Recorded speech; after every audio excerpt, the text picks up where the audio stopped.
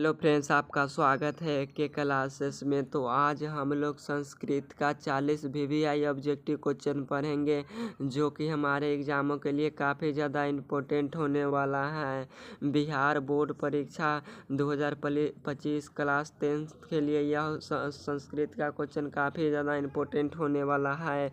और आप किसी भी बोर्ड से हो, झारखंड बोर्ड, उत्तर प्रदेश बोर्ड, पढ़ सकते हैं, क्योंकि संस्कृत का और सामाजिक विज्ञान, सोशल साइंस का सभी का क्वेश्चन एक ही होता है, बट हल्का बाय मिस्टेक से इधर घुमाया रहता है। तो आप लोग किसी भी बोर्ड से हो तो पढ़ सकते हैं। तो चलिए आज का सेशन शुरू करते हैं। और आपसे एक छोटा सा रिक्वेस्ट है, अगर चैनल पर नए आए हैं तो चैनल का लाइक सब्सक्राइब ज़रूर कर लीजिएगा। क्या है कि जब जब यूट्यूब पर वीडियो अपलोड हो तो आपके पास पहुंच पाए, ताकि नोटिफिकेशन, ताकि आप लोग अच्छे से अपनी पढ़ाई कर सके और अपने तैयारी में बेहतर चांद में चांद लगा सके। संस्कृत में टारगेट है 50 में 50 सही ऑब्जेक्टिव का, जो कि बिहार बोर्ड परीक्षा में पूछा जाता है। 100 क्वेश्चन पूछा जाता है, जिसमें से 50 क्वेश्चन बनाना है। तो 50 में 50 नंबर आना चाहिए, एक भी नंबर नहीं कटना चाहिए। तो चलिए आज का सेशन शुरू करते हैं। और एक और रिक्वेस्ट है आपसे, आप थोड़ा सा फुल स्पीकर पे या साउंड फुल करके पढ़ाई कीजिएगा, ताकि आपके पास सही सही साउंड पहुंच पाए और आप अच्छे तरीक़े से अपनी तैयारी कर सके। तो चलिए आज का सेशन शुरू करते हैं। 40 वीवीआई संस्कृत का ऑब्जेक्टिव क्वेश्चन है, जो कि हमारे एग्जाम में कई बार पूछा जा चुका है, और 2025 में यह में से कुछ प्रश्न लगभग पूछा ही जाएगा। पूरा अनुमान के साथ बोल रहे हैं। चलिए अगर क्वेश्चन देखते हैं। फर्स्ट नंबर क्वेश्चन है, पहला नंबर क्वेश्चन है, उपनिषद के रचनाकार कौन है? यह मोस्ट वीवीआई इंपॉर्टेंट क्वेश्चन है। फर्स्ट नंबर क्वेश्चन है मोस्ट वीवीआई इंपॉर्टेंट, इसको ज़रूर याद कर लीजिएगा अगर बोर्ड एग्जाम में बेहतर करना है तो। उपनिषद के रचनाकार कौन है? तो उपनिषद के रचनाकार महर्षि वेद व्यास है। 1 का राइट आंसर सी होगा। और रामायण किसने लिखा है? तो महर्षि वाल्मीकि जी ने लिखा है। अब महात्मा विदुर क्या लिखा है? तो विदुर नीति कथा किसने लिखा है? तो महात्मा विदुर ने लिखा है। कालिदास की रचना क्या है? रघुवंशम और मेघदूतम। चलिए क्वेश्चन नंबर अगला देखते हैं। 2 नंबर क्वेश्चन है, मंगलम पाठ के रचनाकार कौन है? मंगलम पाठ के रचनाकार कौन है? तो मंगलम पाठ कहाँ से लिया गया है? तो उपनिषद से। उपनिषद के रचना कौन है? तो महर्षि वेद व्यास। तो इसका भी राइट आंसर 2 का राइट आंसर सी होगा, महर्षि वेद व्यास। और विदुर नीति किसने लिखा है? तो विदुर नीति जी ने लिखा है। रामायण किसने लिखा है? तो वाल्मीकि जी ने लिखा है। कालिदास की रचना कौन सी है? मेघदूतम और रघुवंशम। चलिए क्वेश्चन नंबर अगला देखते हैं। 3 नंबर क्वेश्चन है, मंगलम पाठ में कितने मंत्र हैं? मंगलम पाठ में कितने मंत्र हैं? तो मंगलम पाठ में 5 मंत्र हैं। 3 का राइट आंसर सी होगा, 5। चलिए क्वेश्चन नंबर अगला देखते हैं। अगला नंबर क्वेश्चन है, अणु से भी छोटा क्या है? अणु से भी छोटा कौन है? अणु से भी छोटा, सूक्ष्म से भी सूक्ष्म, सबसे छोटा प्राणियों के हृदय रूपी गुफा में कौन अवस्थित रहता है? तो आत्मा। तो अणु से भी छोटा कौन हो जाएगा? आत्मा। तो 4 का राइट आंसर बी होगा। आत्मा जो है ना, यह अणु से भी छोटा, सूक्ष्म से भी सूक्ष्म और छोटा से भी छोटा है। चलिए क्वेश्चन नंबर अगला देखते हैं। 5 नंबर क्वेश्चन है। 5 नंबर क्वेश्चन है, किसकी विजय होती है? यानी किसकी विजय होती है? तो सत्य की हमेशा विजय होती है। यहाँ पे पूछ रहा है किसकी विजय होती है? तो सत्य की विजय होती है। 5 का राइट आंसर हो जाएगा ये, सत्य की। किसकी विजय होती है? तो सत्य की। चलिए क्वेश्चन नंबर अगला देखते हैं। अगला नंबर क्वेश्चन है, नदियाँ, यहाँ पे सॉरी नदियाँ होगा। नदियाँ नाम और रूप छोड़कर किस में मिल जाती हैं? नदियाँ मिल जाती है। नदियाँ कहाँ मिल जाती है? तो नदियाँ समुद्र में मिल जाती है। ये क्वेश्चन थोड़ा सा बाय मिस्टेक है। यहाँ पे होगा नदियाँ अपना नाम और रूप छोड़कर कहाँ मिल जाती है? तो समुद्र में, याद रखिएगा। चलिए क्वेश्चन नंबर अगला देखते हैं। 7 नंबर क्वेश्चन है। 7 नंबर क्वेश्चन है, मनुष्य के हृदय रूपी गुफा में कौन अवस्थित है? मनुष्य के हृदय रूपी गुफा में कौन अवस्थित है? तो मनुष्य के हृदय रूपी गुफा में आत्मा अवस्थित होता है। मनुष्य के हृदय रूपी गुफा में कौन अवस्थित होता है? तो आत्मा। 7 का राइट आंसर ये होगा। आत्मा अणु से भी छोटा है, सूक्ष्म से भी सूक्ष्म है और छोटा से भी छोटा है। और प्राणियों के हृदय रूपी गुफा में कौन अवस्थित होता है? तो आत्मा। चलिए क्वेश्चन नंबर अगला देखते हैं। अगला नंबर क्वेश्चन है, विद्वान अपना नाम और रूप छोड़कर किस में मिल जाती है? विद्वान अपना नाम और रूप छोड़कर किस में मिल जाती है, या नाम और रूप को त्याग कर किस में मिल जाती है? तो यह परमात्मा में मिल जाता है। 8 का राइट आंसर सी होगा। चलिए क्वेश्चन नंबर अगला देखते हैं। 9 नंबर क्वेश्चन है, देवलोक का मार्ग किससे प्राप्त होता है? देवलोक का मार्ग किससे प्राप्त होता है? सत्य से, असत्य से, क्रोध से, मोह से।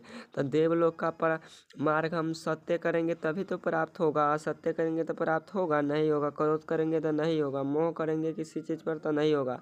तो 9 का राइट आंसर ए होगा, सत्य से।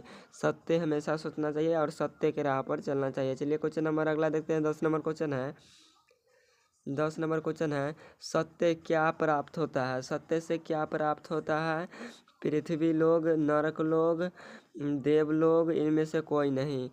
तो 10 का राइट आंसर हो जाएगा, सत्य से क्या प्राप्त होता है? तो सत्य से देवलोक प्राप्त होता है। 10 का राइट आंसर सी होगा। चलिए क्वेश्चन नंबर अगला देखते हैं। 11 नंबर क्वेश्चन है। 11 नंबर क्वेश्चन है, मृत्यु को कौन वश में कर लेता है? मृत्यु को वश में कौन कर लेता है? तो साधक व्यक्ति।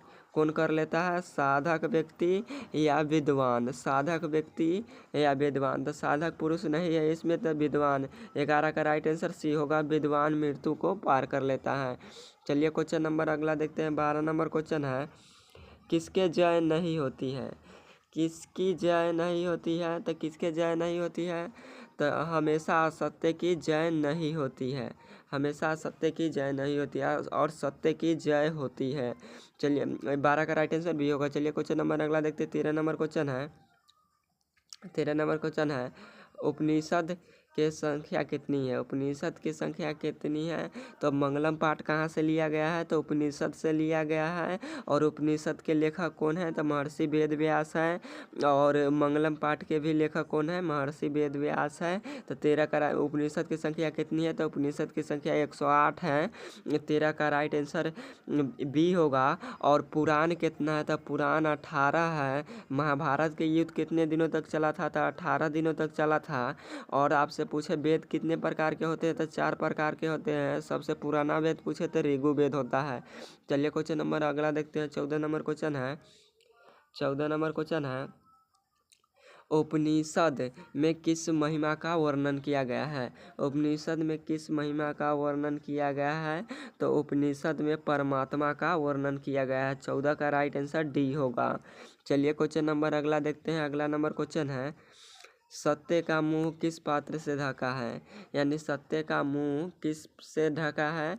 तो सत्य का मुंह हमेशा हिरण्य पात्र से ढका है।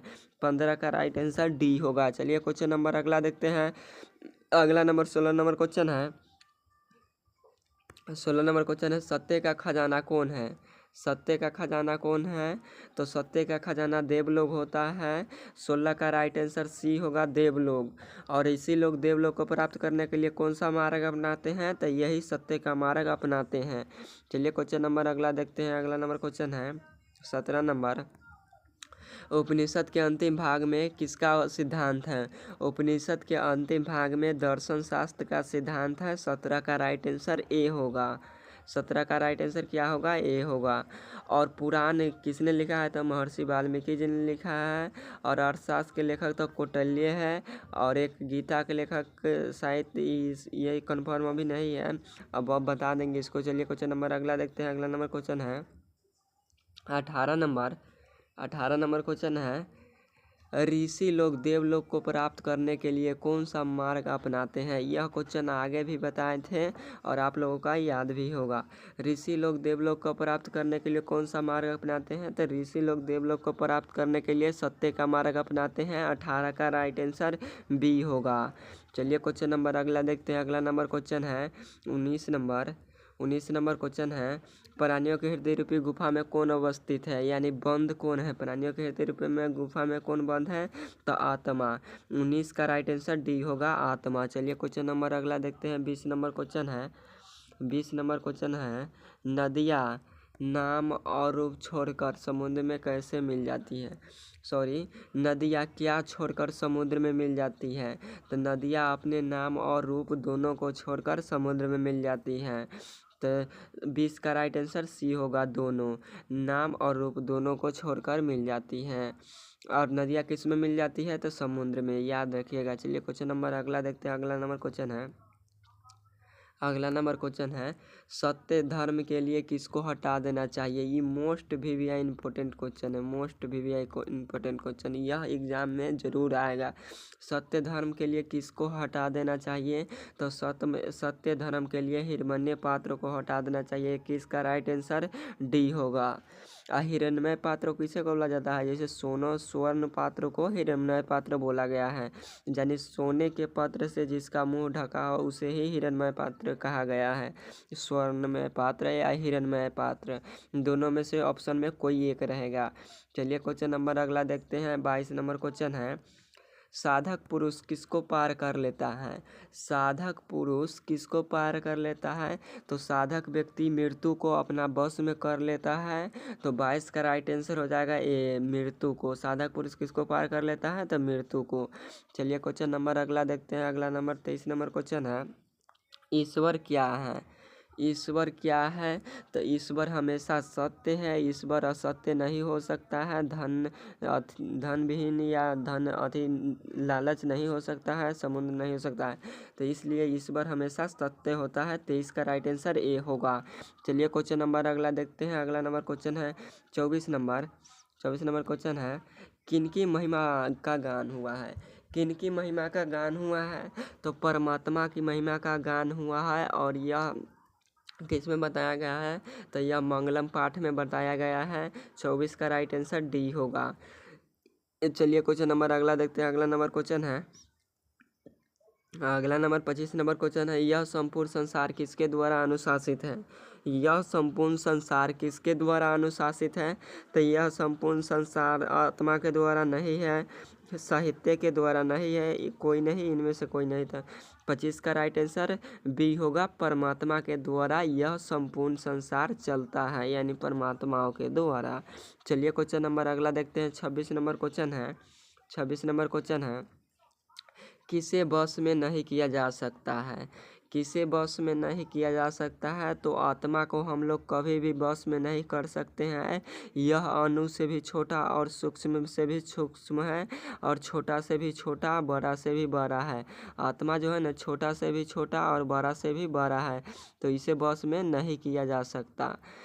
तो 26 का राइट आंसर हो जाएगा ए। 26 का राइट आंसर ए होगा। आत्मा किसे बस में नहीं किया जा सकता? तो आत्मा का। चलिए क्वेश्चन नंबर अगला देखते हैं। 27 नंबर क्वेश्चन है पाटलिपुत्र पटना के नाम से कब से प्रसिद्ध हुआ? पाटलिपुत्र पटना के नाम से कब से प्रसिद्ध हुआ? तो यह कब से प्रसिद्ध हुआ था? यह मध्यकाल में ही हुआ था। कब हुआ था? मध्यकाल में हुआ था। कब हुआ था? मध्यकाल में। तो 27 का राइट आंसर सी होगा, मध्यकाल में। चलिए क्वेश्चन नंबर अगला देखते हैं। अगला नंबर क्वेश्चन है 28 नंबर क्वेश्चन है। 28 नंबर क्वेश्चन बोल रहा है पाटलिपुत्र किस नदी के किनारे अवस्थित है? पाटलिपुत्र किस नदी के किनारे बसा है? तो पाटलिपुत्र गंगा नदी के किनारे बसा है, और गंगा नदी के उत्तर दिशा में। किस दिशा में? तो उत्तर दिशा में पाटलिपुत्र बसा है। और पाटलिपुत्र के उत्तर दिशा में कौन सा नदी बहती है? तो गंगा नदी बहती है। 28 का राइट आंसर ये होगा। और गंगा नदी की लंबाई पूछ लिया जाए तो गंगा नदी की लंबाई कितनी होती है? तो 2510 किलोमीटर। कितनी होती है? तो 2510 किलोमीटर होती है गंगा नदी की लंबाई। चलिए क्वेश्चन नंबर अगला देखते हैं। 29 नंबर क्वेश्चन है पाटलिपुत्र के किस दिशा में गंगा नदी बहती है? पाटलिपुत्र के किस दिशा में गंगा नदी बहती है?